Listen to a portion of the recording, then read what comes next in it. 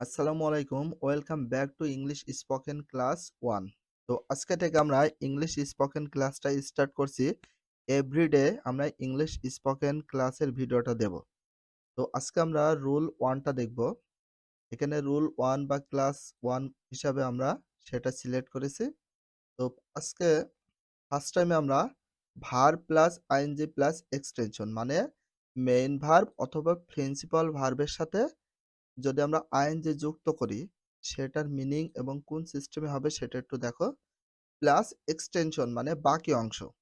এখানে অবজেক্ট থাকতে পারে, কমপ্লিমেন্ট থাকতে পারে অথবা যে কোনো একটা অংশ থাকতে পারে।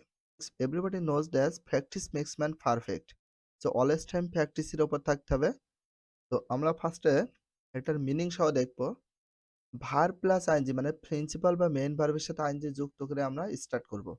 রিডিং বুক বই পড়ে, প্লেয়িং গেম খেলা খেলে, সেইং ইট এটি বলে, ইটিং রাইস ভাত খেয়ে, ডুইং ইট এটি করে, গোয়িং দেয়ার সেখানে যে, লার্নিং ইংলিশ ইংরেজি শিখে, নোয়িং ইট এটি জেনে, টেলিং ইট এটি বলে, নোয়িং ইট এটি জেনে, টেলিং ইট এটি বলে, ক্রাইং এনি টাইম যে কোনো সময় কান্না করে।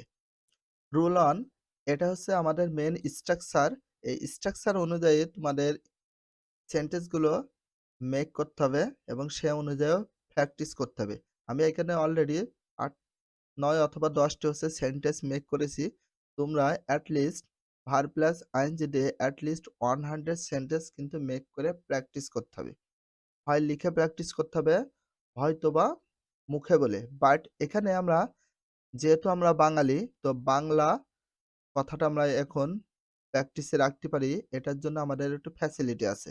তো অলওয়েজ টাইম আমরা কি করব? প্র্যাকটিসের উপর থাকবো। যে সেন্টেন্সগুলো মেক করা হয়েছে বাট এটার মূল অবজেকশন হচ্ছে ভার্বের সাথে আইএনজি যুক্ত করবে এবং একটা এক্সটেনশন মানে অবজেক্ট থাকতে পারে অথবা কমপ্লিমেন্ট থাকতে পারে অথবা যেকোনো একটা বাকি অংশ থাকতে পারে।